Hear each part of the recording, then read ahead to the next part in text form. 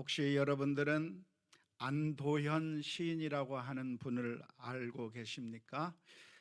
안도현 시인이라고 하는 분이 쓴 시들은 아주 재미가 있고 재치가 있고 뿐만 아니라 더 나아가서 깊이 생각하게 만드는 그런 힘이 있어서 많은 사람들이 좋아하는 시인 것 같습니다.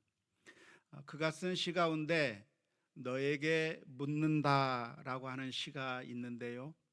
그 시 구절 가운데 한 표현이 이런 표현이 있습니다. 연탄재 함부로 발로 차지 마라. 너는 누구에게 한 번이라도 뜨거운 사람이었느냐.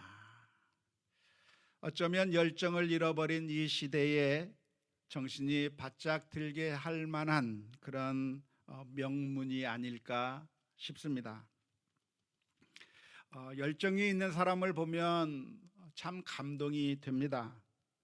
열정이 있는 사람을 보면 많은 사람을 흥분하게 만들고 뿐만 아니라 생기를 불어 넣어주는 것 같습니다. 어쩌면 우리 사회에 문제가 있다고 한다면 그러한 뜨거운 열정을 불러일으킬 지도자가 참 없다고 하는 데 있는 것이고요. 한번 해보자고 하는 그런 열정이 있어야 하는데 안타깝게도 그런 열정이 없이 그냥 되는 대로 아무렇게나 인생을 살아가는 것 같아서 너무나도 아쉬운 것 같습니다. 지난 도쿄 올림픽 때였는데요. 저는 도쿄 올림픽을 보면서 많은 감동을 받곤 했습니다. 특별히 배구 경기를 보면서 많은 감동이 있었는데요. 7월 29일 날 있었던 도미니카 공화국과의 여자 배구 경기는 정말 흥미진진한 경기였습니다. 혹시 보셨습니까? 예, 보셨을 거라고 생각이 듭니다. 세계 7위의 도미니카 공화국을 세계 14위인 우리 한국팀이 싸우는 것은 힘에 겨운 상대였습니다. 5세트 가운데서 3세트를 했는데요. 2대1로 우리 한국팀이 앞서고 있는 가운데 네 번째 세트에서는 자꾸만 몰리고 있는 상황이었습니다. 9대15로 점수가 몰리고 있는 그런 상황 가운데 감독이 선수들을 불러 모아서 작전을 지시했습니다. 감독이 작전을 지시하고 난 다음에 그 다음에 김연경 선수가 그 선수들을 향해서 했던 그 말이 굉장히 유명해졌습니다. 뭐라고 했습니까? 김연경 선수가 이런 말을 했어요. 해보자, 해보자, 해보자, 해보자. 후회 없이 해보자. 그 말을 듣는 MBC의 황현주 해설가는 울컥하면서 해설을 제대로 이어가지 못했는데요. 왜냐하면 오랫동안 김연경 선수와 선수 생활을 같이 했던 동료로서 그 간절함, 그것을 충분히 이해하는 해설가였기 때문이었습니다. 그런데 그 김연경 선수의 그 열정이 지는 것 같으면서도 포기하지 않고 한번 해보자고 하는 그 말 한마디 한마디가 선수들에게 용기를 주었고, 그리고 그 경기는 극적인 역전승을 이루어냈던 것으로 알고 있습니다. 그런데 열정이 없는 것도 문제이지만 열정이 있기만 하면 다 되는 것이 아니라 사실은 열정보다도 훨씬 더 중요한 게 있습니다. 열정도 중요하지만 열정보다 훨씬 더 중요한 게 있는데 그게 무엇일까요? 열정보다 훨씬 더 귀중한 것, 더 중요한 것. 흔히 하는 말로 속도보다는 방향이라고 하는 말이 있습니다. 아무리 빨리 달린다고 하더라도 달리는 방향이 잘못되었다고 한다면 헛수고 뿐이기 때문에 그런 것이죠. 그런 방향이 잘못되면 아무리 열심히 뛰어가고 있다고 할지라도 사실은 수고하지 않은 것보다도 더 못한 결과를 가져오기 때문에 우리에게는 열정도 정말 중요한 것이지만 열정보다도 더 중요한 것이 있다고 한다면 방향이라고 할 수 있겠습니다. 몇 년 전에 우리나라에서 있었던 어떤 한 이야기인데요, 지방에서 살던 어떤 학생이 대학 입시를 위해서 서울에 있는 한양대학교를 지원한 적이 있습니다. 그 학생은 지방에서 살면서 한양대학교에 지원하였고, 그리고 아마 면접고사인지 무슨 고사인지 그 학교에 직접 가서 면접이든 무슨 고시를 봐야만 했던 그런 상황이었던 것 같습니다. 그 학생은 아침 일찍 일어나서 KTX를 타고 서울역에 내려서 이제는 한양대를 가기 위해서 지하철로 갈아타기 위해서 지하철로 내려갔습니다. 근데 마침 4호선 기차가 들어오는 것을 봤습니다. 빨리 물어보니까 그 기차가 한 대 앞으로 간다고 하는 것을 알게 되었고, 놓치지 않고 그 기차를 빨리 얻어 탔습니다. 그래서 이제 이 기차를 타면 한양대를 가겠지 하고 그래 가만히 있는데 가는 방향이 이상한 겁니다.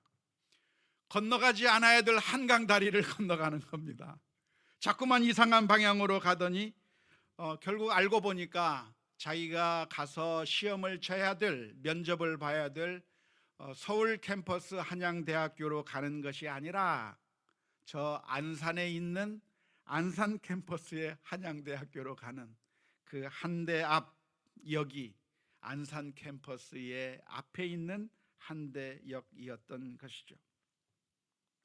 다행스러운 것은 그 학생이 그 한대역 앞에 내려서 경찰의 도움을 받아 다시 정확하게 시험장으로 들어갔다고 하는 훈훈한 기사를 읽어본 적이 있습니다. 그런데 우리가 아무리 속도를 빨리 한다고 할지라도 우리의 가는 방향이 잘못되었다고 한다면 다 소용이 없는 것이죠. 열정을 가지고 나아가고 있는데, 정말 빨리 달려가고 있는데 그 열정의 방향이 잘못되었다고 한다면 차라리 열정을 내지 않았던 것이 훨씬 더 나을 뻔한 것입니다. 우리 사회는 열정이 없는 사회이기 때문에 열정만 있으면 좋겠다고 하는 생각을 하게 되는데요, 그런데 열정보다도 더 중요한 것이 방향인데, 열정만 있어서 괜찮지 않았던 예를 우리는 역사상 많이 찾아볼 수가 있습니다. 파멸로 이끈 열정의 예를 어디서 찾아볼 수 있을까요? 그것은 그 옛날 전 세계를 파멸로 이끌었던 제2차 세계대전의 히틀러에게서 찾아볼 수가 있습니다. 히틀러는 대단한 그런 웅변가였습니다. 히틀러는 수많은 사람 앞에서 마인캄프를 이야기하며 그러면서 사람들에게 열정을 이끌어내고 수많은 사람들을 다 열광하게 만드는 그런 엄청난 웅변수를 가지고 있었습니다. 그래서 수많은 사람들이 히틀러를 따라가며 열정을 다했는데, 그가 이끈 길이 바른 길이 아니라 전 세계를 파멸로 이끄는 그런 악한 결과로 가져오게 되었던 것입니다. 차라리 그런 열정이 없었더라면 더 나을 뻔한 열정이었던 것입니다. 오늘 우리는 요한복음의 말씀을 읽었는데요, 오늘 본문의 말씀을 보면 예수님께서 유월절 날 예루살렘에 가셨다가 거기서 수많은 기적을 베푼 것에 대해서 아주 간략하게 설명해 주고 있습니다. 예수님께서 예루살렘에서 엄청난 기적들을 많이 행하게 되었을 때 수많은 사람들이 예수님 주변으로 몰려들기 시작했습니다. 당연하죠. 기적이 일어나니까 그 기적을 보고 많은 사람들이 놀랬고, 그래서 예수님 주변으로 몰려들면서 예수님을 믿겠다고 하는 사람들이 모두가 다 달려들기 시작한 것입니다. 예수님을 믿겠다고 결심한 것만 보면 이것은 그런대로 좋은 현상이라고 말할 수 있습니다. 왜냐하면 이런 기적이 있음에도 불구하고, 하나님의 말씀을 전함에도 불구하고 마음의 문을 닫아버리고 전혀 들어보려고 하지 않는 그런 악한 사람들이 있었기 때문에 그렇습니다. 예수님을 심지어 죽이려고 하는 관리들도 있었기 때문에 그렇습니다. 그런 사람들에 비교한다면 이 예수님을 믿겠다고 달려든 사람들은 그나마 좋은 사람들이고, 그 사람들은 정말 좋은 반응을 보였다고 이야기할 수가 있겠습니다. 그런데 오늘 본문의 말씀을 보면 이상한 내용이 하나 기록되어 있습니다. 그렇게 예수님 주변으로 몰려드는 그 사람들을 보시면서 보여준 예수님의 반응입니다. 그 반응이 요한복음 2장 24절 말씀 가운데 기록되어 있는데요, 이렇게 기록하고 있습니다. 예수는 그의 몸을 그들에게 의탁하지 아니하셨으니 이는 친히 모든 사람을 아심이요. 의탁이라고 하는 말이 무슨 말인가요? 의탁이라고 하는 말은 의지한다 또는 기댄다 혹은 의뢰하고 부탁한다 라고 하는 그런 의미가 들어있는 단어가 의탁한다고 하는 말인데요, 예수님께서 자신의 몸을 그들에게, 즉 예수님을 믿으려고 오는 사람들에게 맡기지 않으셨다는 겁니다. 의탁하지 않으셨다고 하는 말입니다. 그런데 헬라어 원문을 보니까 의탁한다고 하는 말로 번역이 되어 있는데 그렇게 번역한 원문의 의미, 헬라어의 의미를 살펴보니까 그 단어는 놀랍게도 믿는다라고 하는 단어였습니다. 그러니까 어떤 의미냐면, 모든 사람들이 지금 예수님의 기적을 보고 예수님을 믿으려고 막 몰려들고 있을 때 예수님께서는 그 사람들을 믿지 않으셨다라고 설명하고 있는 겁니다. 수많은 사람들이 예수님의 기적을 보고 예수님 믿고 싶습니다, 예수님을 믿겠다고 몰려드는 수많은 사람들이 있는데, 정작 예수님께서는 그 사람들을 보면서 나는 너희들 못 믿는다 라는 반응을 보여주신 겁니다. 어쩌면 영화 속의 한 대사로 말하자면, 너희들 날 믿어? 난 널 못 믿겠어 라고 하는 반응을 예수님께서 보여주신 것이죠.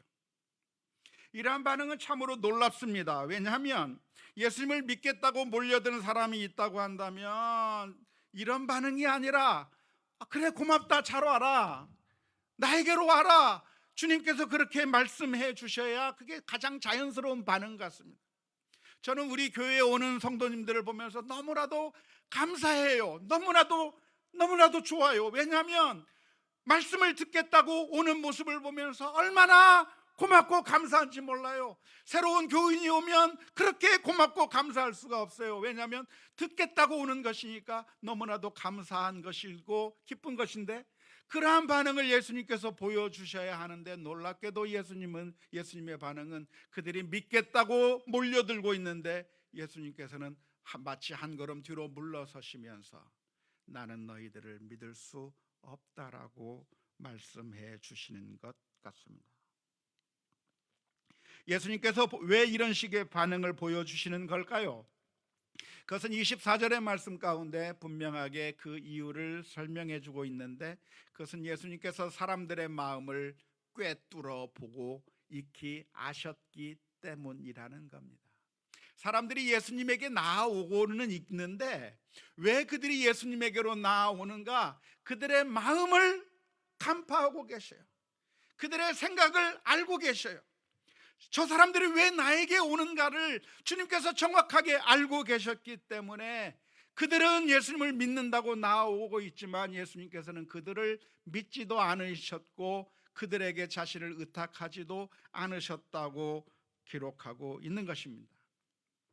그런데 이런 반응이, 이것이 처음이 한 번만이 아니라 예수님께서 일관적으로 보여주신 모습입니다. 예를 들어서 오병이어의 기적을 베풀었을 때도 마찬가지였습니다. 예수님께서는 수많은 사람들이 모여있는 그 자리에서 그 사람들이 모두 다 배를 곪고 있는 사실을 너무나도 안타깝게 생각하셨습니다. 그래서 이 사람들을 무엇인가를 먹여야 되겠다고 생각했는데 먹일 수 있는 것이 아무것도 없었습니다. 수소문했더니 보리떡 5개와 물고기 2마리가 있는 것을 알게 되었고, 그것을 가져다가 하나님께 축사하고 그리고 이것을 나누어 주기 시작했는데, 거기서부터 놀라운 기적이 나타나기 시작했습니다. 떡을 떼면 떡이 또 생기고 하면서 생선을 떼면 생선이 더 생기고 해서 그저 한 사람이 먹을 분량의 도시락으로 5,000명이 넘는 수많은 사람들을 한꺼번에 먹이는 엄청난 기적의 역사가 일어나게 된 겁니다. 그러한 일을 바라보고 있는 유대인들의 마음 가운데는 흥분이 일어나기 시작했습니다. 왜냐하면 예수님에게서 다른 모습을 보았기 때문에 그렇습니다.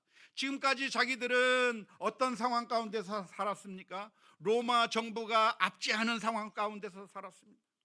그들의 지도자, 그들의 통치자는 그들에게 도움을 주는 것이 아니라 과도한 세금을 매겨서 그 세금을 약탈해가는 그런 포악한 군주와 같은 그 군주 밑에서 억압을 당하면서 살아왔는데, 예수님께서는 그렇게 뺏어가는 예수님이 아니라 빵을 먹여주시는 예수님, 아무것도 하지 않아도 먹을 것을 베풀어 주시는 그 예수님을 보면서 이들의 눈이 뒤집어지기 시작했습니다.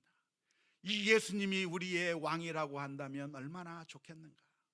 저 로마 총독이 아니라 예수님이 우리들의 왕이라고 한다면 우리들에게 사랑을 베풀어 주지 않겠는가, 우리들을 잘 먹여주지 않겠는가. 새로운 지도자로서 이 예수님을 생각하게 된 겁니다. 그래서 수많은 사람들이 예수님 주변으로 모여들면서 혁명을 꿈꾸었습니다. 주님, 말씀만 하시옵소서. 우리가 주님과 함께 혁명을 일으키고 싶습니다. 이 정권을 뒤집어 엎어버리고 민중들을 억압하는 이 정권을 엎어버리고 주님께서 다스리는 나라를 만들어 보고 싶습니다 하면서 수많은 사람들이 몰려들었을 때, 예수님께서는 그 사람들을 바라보시면서 고마워하거나 그래 함께 좋은 세상 만들어 보자고 말씀하신 것이 아니라, 놀랍게도 예수님께서는 차가운 말씀을 해 주셨습니다. 요한복음 6장 26절에 예수님의 대답이 기록되어 있습니다. 예수께서 대답하여 이르시되 내가 진실로 진실로 너희에게 이르노니 너희가 나를 찾는 것은 표적을 본 까닭이 아니요 떡을 먹고 배부른 까닭이로다. 지금 유대인들이 예수님에 대해서 열광하고 있는 이유가 무엇이냐면, 예수님을 보면서 우리가 하나님 앞에 나아가고 하나님의 은혜를 체험하고 하나님과의 깊은 관계 속으로 들어가는 그런 영적인 모습을 생각하면서 열광하고 있는 것이 아니라, 예수님이 왕이라고 한다면 우리가 잘 살 수 있겠구나, 돈을 많이 벌겠구나, 권력을 누릴 수가 있겠구나, 이 세상의 문제가 해결될 수 있겠구나, 이 세상 현세적인 것에 대한 관심이 증폭되어서 예수님을 따르고 있다고 하는 것이죠. 그런데 예수님께서는 그들을 바라보시면서 너희가 저 표적을 보지 못했다. 예수님께서 이 떡을 통해서 보여주시고자 하는 하늘의 표적이 있는 것인데, 그 하늘의 표적은 보지 못하고 이 선물에만 눈이 가려져 있는 이스라엘 민족을 보면서 이런 말씀을 해 주신 것입니다. 요즘 대통령 선거가 한창입니다. 아직 대통령 선거는 아니고 대통령 선거를 위한 후보 선출의 과정을 한창 진행하고 있습니다. 오늘은 전라북도에서 해가지고 발표한다고 하는데, 오늘 저녁 때는 어떻게 결과가 나올지 굉장히 궁금합니다. 그런데 그런 대통령 후보들로 나서게 되면 수많은 지지자들이 대통령 후보자들 주변으로 몰려들기 시작합니다. 왜 몰려들까요? 그들은 어떤 마음을 가지고 대통령 후보자들에게로 그렇게 열정적으로 몰려드는 이유가 무엇이겠습니까? 그것은 많은 이유가 있겠지만 그 가운데 많은 사람들의 생각 가운데 이런 마음이 있었을 겁니다. 만일 내가 지지하는 저 후보가 대통령이 되면 그 정권 아래서 내가 많은 이득을 얻을 수 있을 거라고 하는 관심 때문입니다. 아마도 대통령 후보로 나서는 사람은 선한 목적을 가지고 있을런지도 모릅니다. 내가 대통령이 되어서 좋은 나라를 만들어 보고 싶고, 내가 대통령이 되어서 좀 더 살기 좋은 세상, 사람이 대접받는 세상, 공평한 세상, 정의로운 세상, 불로소득이 없는 그런 세상을 만들어 보고자 하는 정의로운 개념을 가지고 대통령 선거에 나갈 겁니다. 하지만 그 대통령 후보자 옆으로 몰려드는 사람들은 누가 몰려드냐면 탐욕으로 가득한 사람들이 몰려드는 것이죠.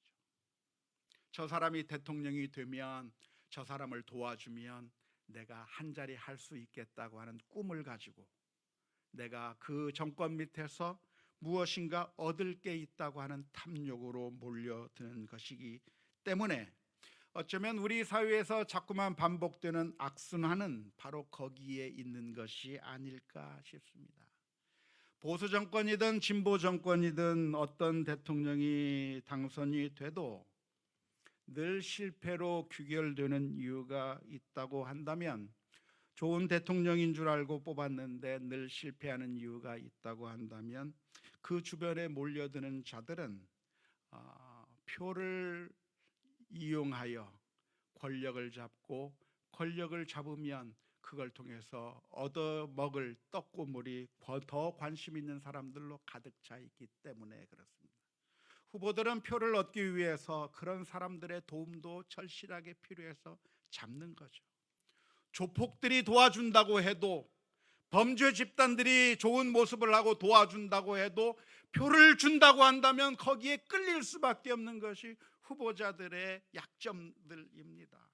하지만 예수님께서는 한 표가 아까운 정치인들처럼 그들이 몰려드니까 그들이 무조건 좋다고 받아들이신 것이 아니라, 예수님께서는 그들을 믿지 않았다고 말씀하셨습니다.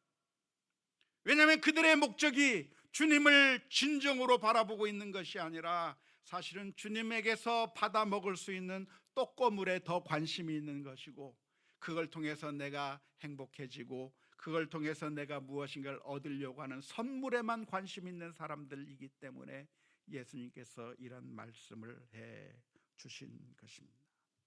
예수님께서 이 세상에 오신 이유가 있다고 한다면 우리들의 영원한 죄악의 문제를 해결하시기 위해서입니다. 하나님과의 관계가 끊어져 버려서, 그래서 우리들의 삶이 고통 가운데 있는데, 그러한 그 끊어진 관계를, 하나님과의 관계를 회복시키기 위해서 주님께서 오셨고, 그렇게 하나님과의 생생한 관계를 회복시키는 결과로 병이 낫기도 하고, 또한 배고픔이 해결되기도 하고 갈증이 해결되기도 하는데, 사람들은 주님과의 관계의 회복에는 아무런 관심이 없고 그저 병이 낫는 것, 이 세상에서 배부른 것, 이 세상에 썩어질 것들이 우상이 되어 그것을 해결하는 데 유용한 하나님만 바라보고 열정을 내고 있는 것이죠. 이들이 믿는 것은, 예수님들에게 몰려든 이유가 있다고 한다면 예수님을 정말로 제대로 바라보았기 때문에 예수님께로 몰려들고 있는 것이 아니라, 자신들이 생각하는 우상으로 예수님을 생각하고 그 주위로 몰려드는 겁니다. 예수님이 누군가? 예수님이 나의 배를 배불리 해줄 그런 사람이다. 예수님이 누군가? 나에게 권력을 줄 수 있는 사람이다. 이 세상의 것들을 얻게 해줄 수 있는 사람이라고 하는 그러한 내 나름대로의 생각을 가지고 예수님에게 씌우고, 그런 예수님이 되어줄 것을 요구하고 있는 것입니다. 그런데 그렇게 열광을 하다가 예수님께서 그런 요구에 응답해 주지 않는 것 같으면 이내 실망해버리고 돌아서는 것. 주님께서 내 문제를 해결해 줄 줄 알았는데 해결해 주지 않는 것 같으니까 주님께 배반하고 돌아서 버리는 것이죠. 이런 현상이 모든 사람들에게서 나타나고 있는데요, 세례 요한의 경우도 마찬가지였습니다. 우리가 잘 아는 것처럼 세례 요한은 예수님을 소개한 사람이었습니다. 내 뒤에 오시는 분이 나보다 더 능력이 많으시다고 하면서 예수님을 향해서 소개했는데, 그 세례 요한이 감옥 속에 있는 동안에 의심의 마음이 마음속에 솟아오르는 겁니다. 예수님이 왔다고 한다면, 메시아라고 한다면 이 로마 정부를 끝장내야 되지 않는가? 저 악의 무리들을 다 물리쳐야 되지 않는가? 이스라엘 민족을 독립시키고 억울하게 이 감옥에 갇혀 있는 나는 끄집어내 주어야 그게 진짜 메시아일 텐데, 그런데 예수님이 와도 세례 요한은 여전히 감옥 속에 있는 겁니다. 로마 정부는 그대로 힘을 발휘하고 있는 겁니다. 그런 문제들을 도무지 해결하지 않는 그 예수님을 바라보면서 세례 요한은 의심하기 시작합니다. 제자들을 보내서 물어봅니다. 예수님, 우리가 기다리던 메시아가 당신 맞습니까? 아니면 다른 일을 기다려야 합니까? 지금 당장 무찔러줘서 하나님의 나라를 이 땅에 가져올 것을 기대하는데 자신의 기대와는 정반대의 모습을 보이고 그리고 고난의 길을 가고 있는 그 예수님을 보면서 도대체 예수님이 내가 기다리던 예수님이 맞는지 의심을 하게 되는 상황에 이르는 것이죠. 뿐만 아니라 이건 베드로도 역시 마찬가지였습니다. 베드로는 예수님께서 제자들에게 말씀하시기를 내가 이제는 고난을 당하고 죽임을 당할 것이며 그리고 3일 만에 다시 살아날 것이라고 하는 사실을 제자들에게 가르쳐 주시니까 베드로가 그 말을 도무지 이해할 수 없었던 겁니다. 그래서 베드로는 예수님을 꾸짖었습니다. 우리 성경 말씀에 잘 그런 꾸짖었다고 하는 내용이 제대로 잘 번역이 된 것 같지 않은데요, 예수님께서는 그 예수님을 이 베드로는 예수님을 바라보면서 꾸짖는 겁니다. 그리하지 마십시오. 결단코 그런 일이 일어날 수가 없습니다. 왜냐하면 예수님이 고난을 당하는 건 전혀 생각하지 못하는 거예요. 내 만족을 위한, 내 문제를 해결해 줄 그런 능력의 주님을 기대하고 있는데 주님께서 십자가의 길을 가시겠다고 하니까 이해를 하지 못하는 겁니다. 하지만 예수님께서 이 세상에 오신 것은 단순히 우리들의 질병만을 고치기 위해서, 우리들에게 잘 먹고 잘 살게 만들기 위해서만 이 세상에 오신 것이 아닙니다. 만일 우리가 황달에 걸린다고 한다면, 황달이 걸리게 되면 얼굴이 노래지게 되는데요, 그런 노래지는 얼굴을 바라보면서 너무나도 고통스러운 사람들이 찾는 것은 무엇입니까? 화장품 가게에 가는 것이죠. 그리고 좋은 화장품 구해서 화장하면 내 얼굴이 괜찮아지겠지라고 생각하는 겁니다. 그래서 사람들은 그러한 나에게 더 좋은 화장품을 주어서 내 얼굴을 깨끗하게 만들어줄 그럴 메시아를 기대하고 있는 것인데 예수님께서 그런 화장품을 안 주시는 겁니다. 오히려 주님께서는 너희들의 간이 문제다, 너희들의 췌장이 문제다, 그리고 그것을 고쳐야 된다라고 하시면서 수술칼을 우리들을 향해서 들이밀으시는 거죠. 우리의 근본적인 문제가 무엇입니까? 우리의 근본적인 고통이 무엇입니까? 그것은 돈이 없는 게 문제가 아니에요. 그것은 우리가 다른 잘못된 사람을 만나서가 아니에요.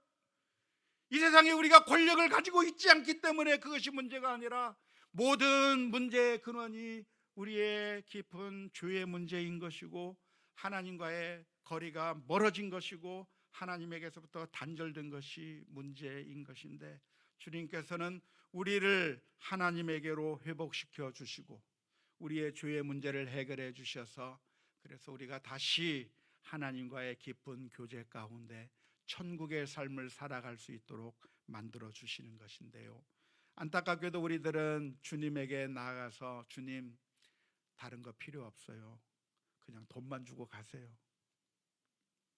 주님 다른 거 필요 없어요, 그냥 병만 낫게 해주고 그냥 내 삶에서는 손 떼세요. 마치 무엇과 같으냐면 의사 선생님에게 찾아가서 지금 내가 황달인데 의사 선생님에게 찾아가서 선생님 수술 같은 거 필요 없고 그냥 좋은 화장품이나 하나 소개해 주세요 라고 말하는 어리석음과 같습니다. 사랑하는 성도 여러분, 믿음은 하나님에게서부터 몇 가지 좋은 이득만을 받아내는 것이 그게 참된 믿음이 아닙니다. 믿음은 그러한 것을 바라보면서 열광하는 것이 참된 믿음이 아닙니다. 믿음은 하나님과의 사랑의 관계 속으로 들어가는 겁니다. 하나님과의 사랑의 관계 속으로 들어가게 될 때 힘들고 어려운 고통의 상황 가운데서도 기쁨을 누리고 힘과 용기를 얻는 것이죠.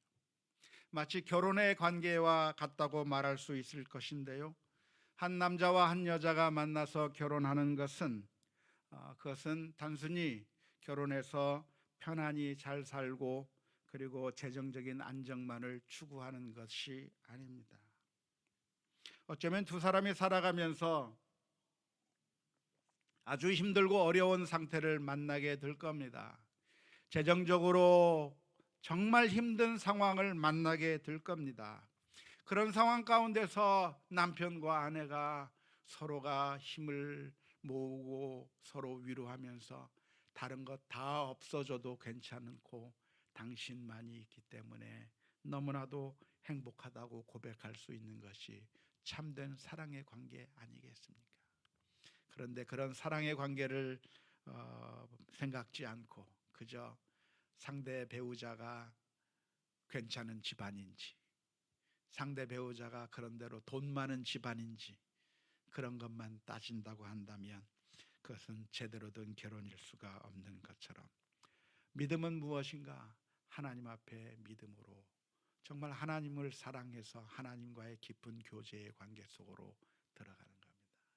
하나님과 동행해 나갈 때는 그 길이 항상 좋고 행복한 일들만 벌어지는 것이 아니라 사망의 음침한 골짜기를 가는 한이 있더라도 하나님께서 나와 함께 하신다고 하는 사실을 알기 때문에 힘과 용기를 얻는 것이고, 주님께서 나의 목자가 되어 주시기 때문에 새 힘과 용기를 얻는 것입니다.